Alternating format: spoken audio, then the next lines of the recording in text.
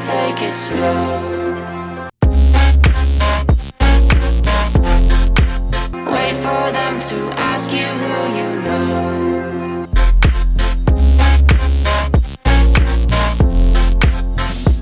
Stephen Wonderboy Thompson versus Darren Till. An incredible fight on paper.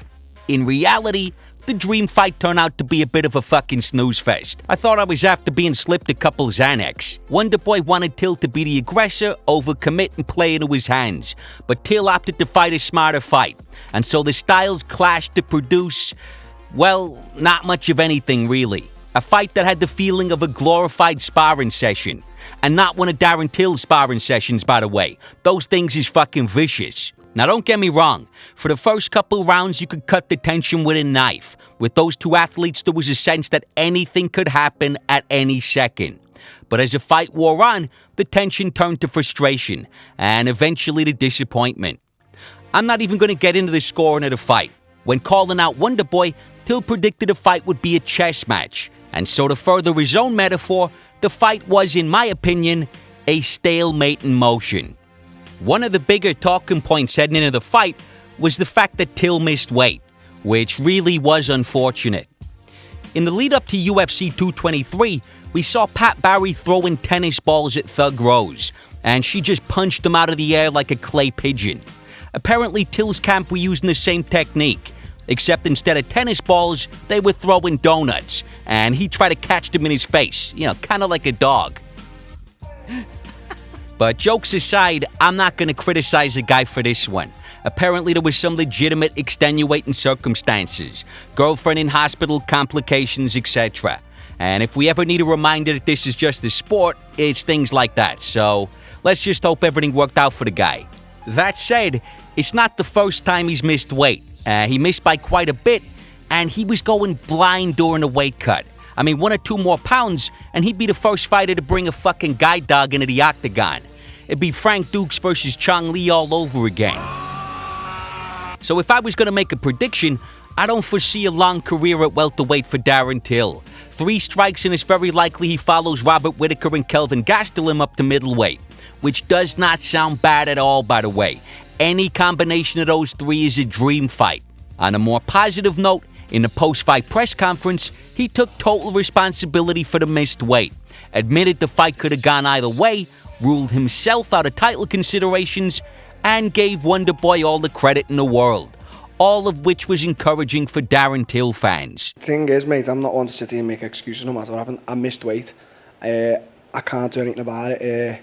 There's no fucking excuse for missing weight. I missed weight. I think Stephen deserves that I go with the interim more than I do myself. I know, I've just beat him in a close fight, but give it to Stephen. He made weight and he's still number 1 and beat some more guys than me, so give it to him. But all that said, and controversial as it was, Darren Till got his biggest victory to date, fighting in front of his home crowd for the first time in his career. And when you consider why it was the first time fighting at home, it was a beautiful fucking victory. You're playing a part, playing part,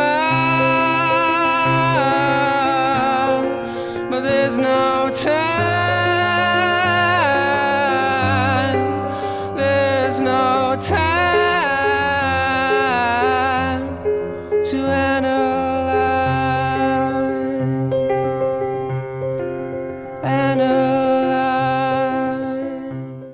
Darren Till was a bit of a trouble kid. Nothing sinister, fighting on the street, shoplifting, harmless shit, but presumably a headache for his parents. At 12, his father took him to a local Muay Thai gym in the hopes he'd channel that energy into something positive. Because I used to say, I don't want to go to school, I don't want a job, I'm going to be a professional fighter. Really? I'm going to be the best, yeah. And how old were you when you were saying this? I was, as soon as I started in the gym, like 11. Don't want to go to school, fuck getting a job. I just want to get paid to bash the fuck out of people. That might not have been music to the ears of a guidance counselor, but there's a lot to be said for passion and direction. Figuring out what you want to do with your life has got to be the biggest crisis of a young adult.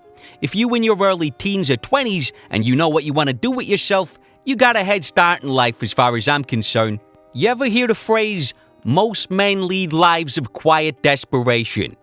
To me, that means living a life without any real passion.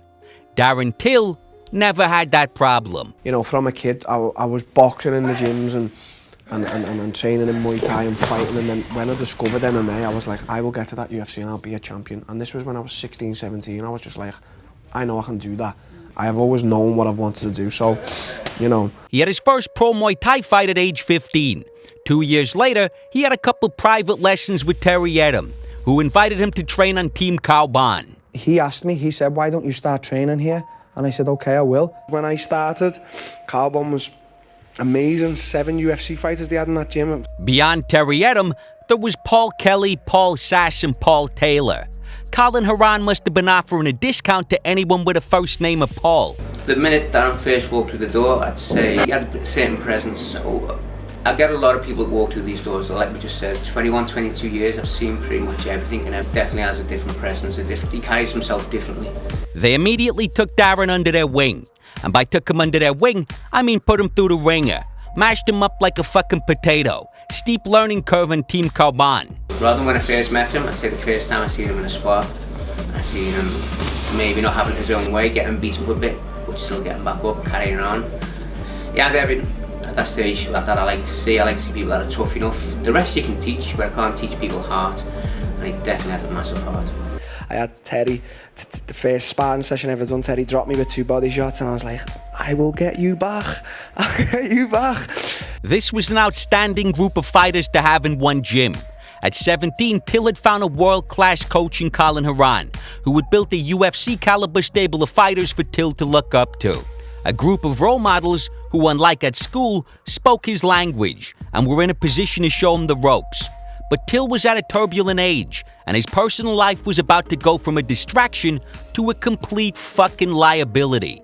Now, we all know the story by now. Till got involved in a street fight and ended up getting stabbed twice. I was in a club and, you know, a fight broke out and I was in the mix of it and someone stabbed me, you know, in the back twice. Someone stabbed me in my lungs twice and it was like, you know, a millimetre away from an artery. But the doctor said to me, if it was any more closer, like that much to my artery, he said I would have died instantly. Oh my God. That was a lucky night. This brush with death was the school of hard knocks firing a warning shot into the roof of Darren Till's life. Wake up, sunshine. You're rolling a dangerous dice, playing a fucking fool's game. You cheat the Grim Reaper by a couple fucking millimeters. In the hospital, Darren had time to reflect on that sobering fact. I stayed in the hospital for like 2 weeks and just recovering time alone, just to think, wow, that could have been it.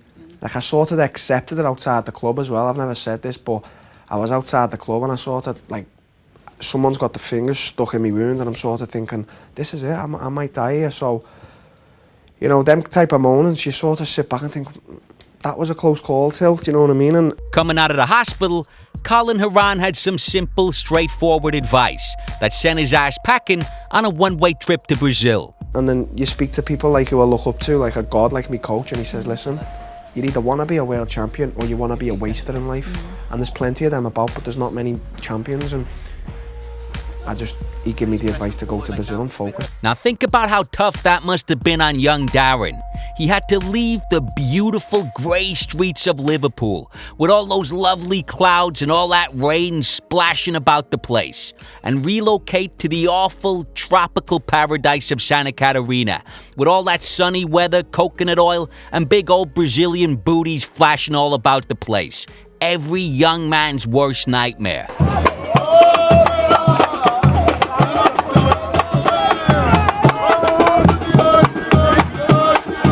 Talk about sacrifice. In all seriousness, though, he was leaving his home to go live in a foreign land, without family, friends, and without the language. So there was a tough adjustment period. For the first 6 months, he was a bit of a closed book. But over time, he opened up, came out of his shell, and began to build a life for himself. He got himself a girlfriend, learned a language, and before long he was doing tutorials in fluent Portuguese. Vai chutar, sempre tem que ir indo para lado, chuta lá. Pá, assim. Based on the interviews I've seen and read, I would say the trip to Brazil was a huge part of what made him the man we know. It pushed him out of his comfort zone and forced him to evolve. And it was during this time he began his professional career, representing Marcelo Brigadeiro's Astra fight team. He went 12-0 in just over 2 years before he got that big phone call. UFC Fight Night Condit vs. Alves took place on May 30th, 2015 in Goiânia, Brazil. 10 days before the event, TJ Wahlberger pulled out of his scheduled fight with Wendell Oliveira, which left the UFC looking for a short-notice replacement. They needed a fit, in-shape welterweight, and one who was licensed to fight in Brazil. At just 22 years of age, Till was relaxed and smiling coming out for his debut. It may have been a short-notice fight, but he wasn't unprepared. He had just come fresh out of the longest fight of his career, where he scored a 4th-round knockout over shootbox Midnight Costa. So Till's conditioning was never going to be an issue. His confidence wasn't misplaced. In the first round, Oliveira largely neutralized Till in a clinch, but second round, different story. Till briefly took Oliveira down before reversing a takedown attempt and proceeding to pound Oliveira's ass into oblivion with some devastating elbows from the half guard. And with that, Darren Till arrived in the UFC with a bang. When the opportunity came, UFC, I grabbed it by the balls. Beating a Brazilian in Brazil is never gonna be popular, and the crowd was initially silent. But once Till bust out the old Scouser geese, he won the home crowd over. Mas é toda luta assim, tem que ganhar, tem que ficar invicto. I know your cornerman got on you after round 1, Darren. What was your mentality? Next up, Till faced Danish welterweight Nicolas Dalby, a tough, undefeated, never-say-die motherfucker. From the opening bell, Till was clearly a class above his opponent. Early on, he found his range, timing Dalby with big shots and landing some vicious body kicks. Dalby had nothing for him. At the end of the first, Till caught him rushing in, landed a wicked shovel punch, and finished the round trying to pound Dalby out. Round 2 was all Till again. He was just too slick, controlling the distance and timing his shots. Dalby couldn't get near him. 2 easy rounds for Darren Till. But Dalby wasn't dead yet. The guy came out in the third like a fucking bat out of hell. He clearly knew he was behind on his scorecards and wasn't going down without a fight. Complicating matters for Till, his shoulder popped out in a second, a recurring injury. So he would have to battle a berserking Dane on desperation mode with one good arm. 20 seconds into the round, Dalby landed a wicked head kick that rocked Till. And for the rest of the round, Dalby whooped his ass all over the octagon. I mean, there was a couple of moments where the fight looked on the verge of getting stopped. Knees, head kick, vicious strikes, wicked ground and pound. Gutsy performance from Dalby, and Till showed incredible heart to hang in there to the final bell. Amazing fucking fight. One judge gave the fight to Till, but the other 2 agreed 28-28, a majority draw. Perfect judging, and both competitors were satisfied with the result. Content to have put on a fight of the night, snap up a $50,000 bonus while losing nothing in the process. The third round, I was out. I was just taking punches like a madman. But it was a draw. It's definitely, no one's a loser, no one's a winner. Taking punches like a madman. I'm going to be using that one in the future. Unfortunately, Till was going to really need that $50,000 bonus because he had pulled some tendons in his shoulder, an injury which would keep him on the sidelines for 18 fucking months. During his time off, Till made some serious life changes. He broke up with his girlfriend, left Brazil, and moved back to Liverpool to once again train under Colin Haran at Team Kaobon. Till's return fight was against Yezhny Yari, a top German prospect on a 7-fight win streak. This fight also marked the beginning of Till's battle with the weigh-in scales. He missed weight by 5 fucking pounds, forfeiting 30% of his purse. He put it down to the layoff and determined to rectify the issue moving forward. Now, Yezhny Yari is a scrappy fucking fighter with an active bottom game and some pretty wild striking. He might not be the most technical to set up his strikes, but he throws with ruthless fucking intentions. And like Dalby, is game as fuck. Good heart, decent fighter, but horribly outmatched by Till, who wobbled him in the first, knocked him down in the second with a beautiful McGregor-esque left counter, and coasted to an easy decision. That's the biggest surprise because I have been knocking out gorillas in the gym. So for him to take them left hands, I take my hat off to him. I just really do. For his next fight against Bojan Velickovic, as promised, Till got his weight back on track. The fight got off to a quick start. 2 minutes in, Bojan thought he was Anderson Silva when he backed up to the fence and beckoned Till on. Till didn't have to be asked twice. He stepped in, unleashed a wicked elbow, knocked Bojan down and followed up with some vicious ground and pound. Hey, be careful what you wish for. Bojan survived and actually landed some solid kicks in a second, punishing Till's lead leg. But Darren put an exclamation mark on the fight in round 3. With 2 minutes on the clock, he knocked Bojan down and began to try to pound him out. Again, Bojan survived, but there was no doubt who won the fight. Another clinical performance from Darren Till. Well, he was calling me on, so when you do that to me, I'm going to go and kill you. So I thought, okay, you can eat a nice little elbow now. And I give it to him, but you know, tough competitor. So far in his career, Till had one tough round, in which he was badly injured. By this stage, we knew he was a huge welterweight, very hard to hit, solid takedown defense, counter-strikes brilliantly, can lead with some creative strikes, and he stays relaxed and composed in a fight, even under pressure. But although every opponent he faced in the UFC was game as fuck, they hadn't exactly been world beaters. It still remained to be seen how Till would fare against the elites of the division. Good start for Edson Barboza. Oh, he knocked him down with a jab. Oh my Barboza's in goodness, trouble. takes his back. Donald's got his looking to finish it right here. That's Hit it out of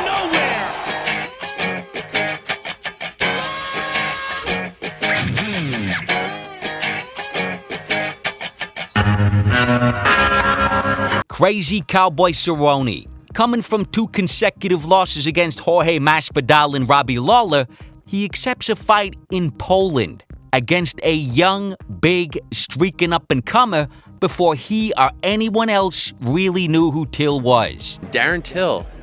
Got What do you know about Darren Till? Absolutely nothing. Have you ever heard of Darren Till? No. Never. No. Honestly, he just fought on Saturday. I know, but I didn't. Never seen his fights. Never seen his fights. Don't know where he's from. Don't know where he's from. A bit of a no-win situation for Cowboy, and a huge fucking risk under the circumstances.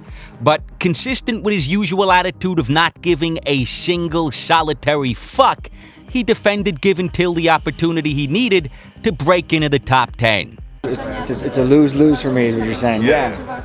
So what? Why not give a kid a chance? Why not go and fight?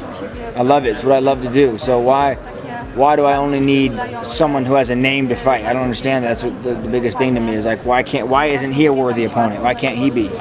For his part, Till didn't exactly talk shit, but he didn't mince his words either when it came to stating his intentions for Cowboy. Okay, if he's giving me an opportunity, bad move, mate, because I'm coming in to knock your face off. We're going to touch gloves, mate. I'm going to come out and crack him on his nose, and he'll never have felt power like he's felt off me.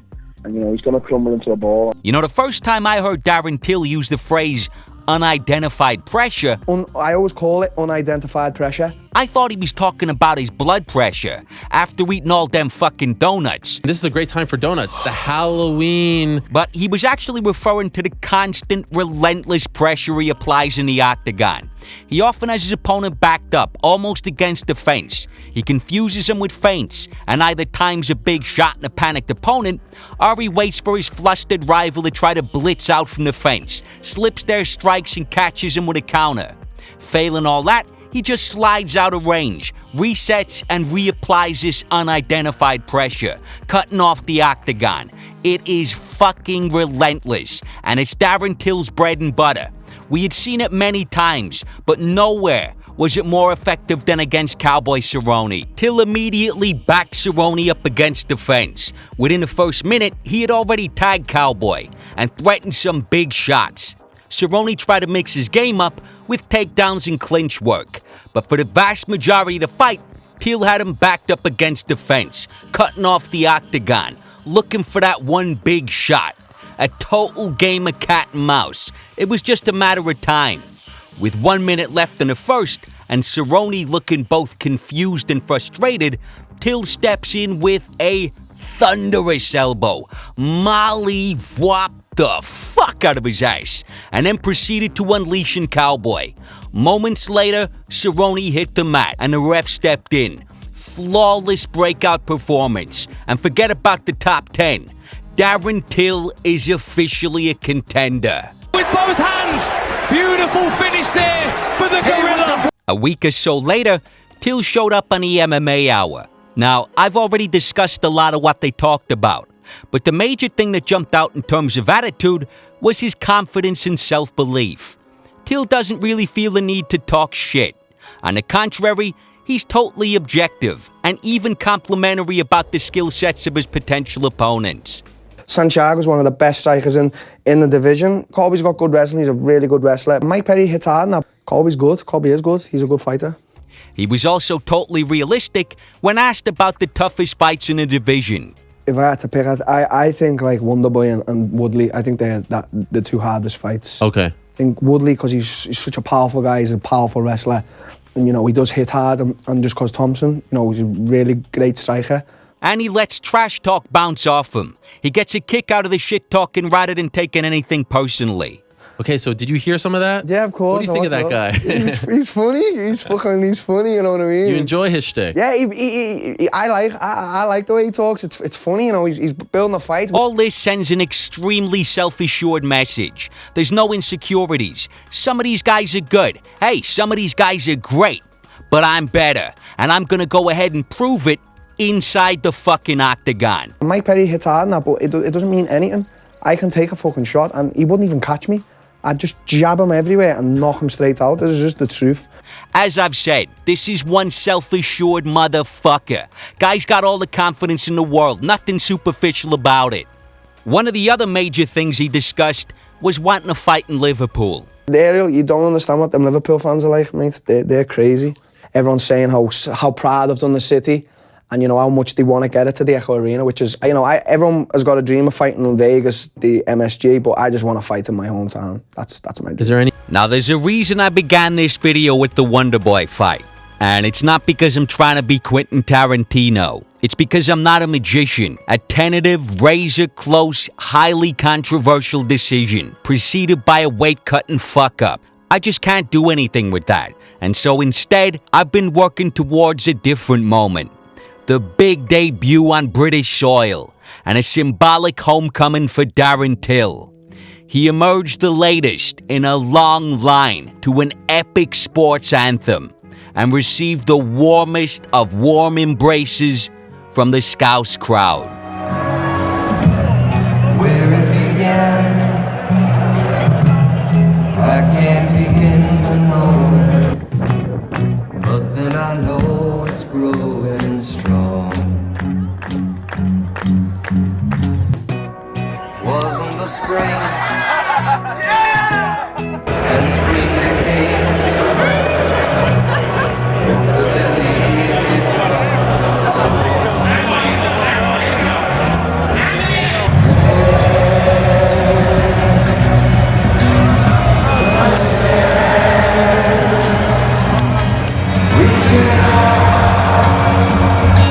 Touching me, touching you.